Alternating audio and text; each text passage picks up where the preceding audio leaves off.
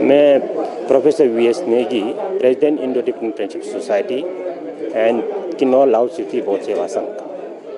आज प्रोग्राम हो रहा है, क्या क्या प्रोग्राम हो रहे हैं, कितना महत्वपूर्ण है आज की समय अगर देखें हम, जैसे पाकिस्तान इंडिया का युद्ध चला हुआ, बुद्ध की जो उपदेश है या संदेश है कितना महत्वपूर्ण है? हाँ, देखिए जो है भगवान बुद्ध जो है इस भारत की भूमि में पैदा हुए और यहीं से उन्होंने ज्ञान का प्रसार किया है। और उनका ये ज्ञान जो क्या था, मैत्री और करुणा और अहिंसा का ज्ञान था, और पूरे दुनिया के लिए और इस समाज के लिए भी।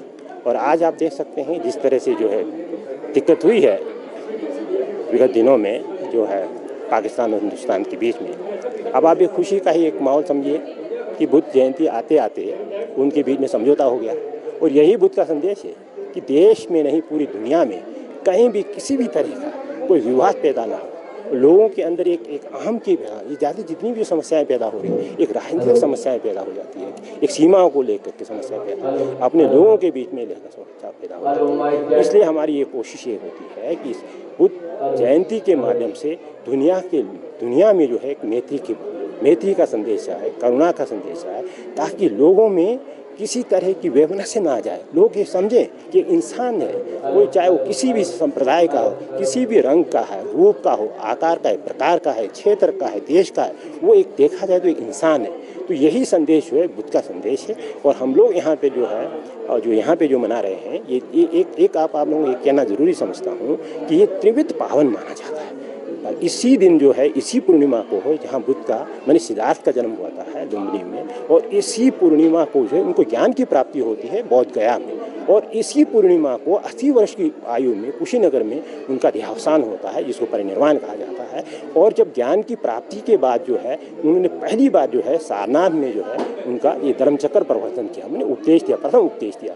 उसके बाद 2 उपदेश होते हैं, एक जो है घृतकूट पर्वत पर जो आजकल जो है राजगीर में कहा जाता है, और राजगीर में वहाँ पे महायानी परंपरा से, और उसके बाद जो है एक जो है वैशाली में, ये जो है ये तंत्रयान के हिसाब से होता है। तो 3 प्रकार के उन्होंने धर्मचक्र का परिवर्तन किया है। धर्मचक्र का परिवर्तन का मतलब उन्होंने उपदेश दिया है। जो सबसे पहला उपदेश जो होता है वो एक सारनाथ में दिया है, और 5 जो बद्र वर्गीय जो भिक्षु थे उन लोगों के लिए दिया था जो उनके साथ। और इसके माध्यम से सीधा ये है कि यहाँ तो है कि प्राणी मात्र के प्रति जो है एक करुणा के भाव तो है ही, बल्कि एक उसकी जो हम अपने हर जीव को जो है माँ समझना चाहिए, माँ की दृष्टि रखना। इसलिए माँ की दृष्टि रखनी चाहिए क्योंकि हमारा जो जन्म होता है, मनुष्य का जन्म होता है 84 लाख योनियों के बाद एक बार जन्म होता है।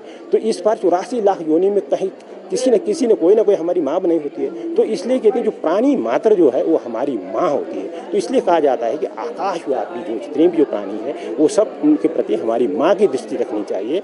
और ये भी साथ में कहा जाता है कि जो हम लोग जो है एक जब तक जगत की स्थिति जो बोधिसत्व होते हैं, बोधिसत्व बार पैदा होते हैं, जो बुद्ध बनने से पहले की अवस्था है बोधिसत्व की अवस्था होती है, बार पैदा होते हैं। बार पैदा होने के पीछे कारण ये है कि वो बार पैदा होकर के प्राणी मात्र का हित करना चाहते हैं। वो ये कहते हैं कि जब तक आकाश की स्थिति बनती है, जब तक जगत की स्थिति बनती है, तब तक हमारी भी स्थिति बन जाए, लोगों का जो दुख है उसको हरण करते हुए। इसलिए हम लोग भी ये कोशिश करते हैं कि बुद्ध जयंती के माध्यम से भगवान बुद्ध की जो शिक्षाएं हैं, विशेषकर पंचशील है और जो दूसरी जो शिक्षाएं करुणा और मैत्री की शिक्षाएं, उसको खाली केवल उसके तरह से नहीं, केवल एक बोलने से नहीं, बल्कि उसको व्यवहार मिले। और व्यवहार जब तक व्यवहार नहीं मिलता है, तब अगर खाली विचारों में रहता है तो उसकी कोई कीमत नहीं होती है। तो कोशिश करते हैं कि इसके माध्यम से लोगों में भी संदेश आए और उसको व्यवहार में अपनाएं, यही है। और इस समय हम लोग चाहते हैं आप सभी लोगों के लिए, तो यहाँ जो लोग हैं सबको जो है इस भगवान बुद्ध की जयंती के उस पर वो एक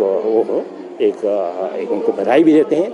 आप ये भी देख सकते हैं कि आप जब भी कोई जब दुनिया के साथ बात होती है तो क्या कहा जाता है, ये बुद्ध का देश है, हम बुद्ध के देश से आए हैं, और बुद्ध के देश हम बुद्ध युद्ध नहीं चाहता है। तो यही बुद्ध का एक संदेश है कि युद्ध ना हो, क्योंकि जो आखिर जो युद्ध जब होता है किसकी होती है, इंसानियत की खत्म होती है, इंसानियत की हानि होती है, जान माल की हानि होती है। जब इंसान एक है, बाकी चीज़ें जो सीमाएं जो बनती है वो हम लोगों के द्वारा बनाई गई सीमाएं होती है, जिसके कारण झगड़े और फसाद होते हैं। ये नहीं हो, एक हमारे अंदर ये हो कि हम सब एक समान है, इसका हम लोग संदेश देने का प्रयास करते हैं। और यहाँ पे जो है हम लोगों के यहाँ पर कार्यक्रम होंगे, विविध प्रकार के कार्यक्रम होंगे, और यहाँ पे जो भिक्षु लोग हैं उनका भी कार्यक्रम होगा।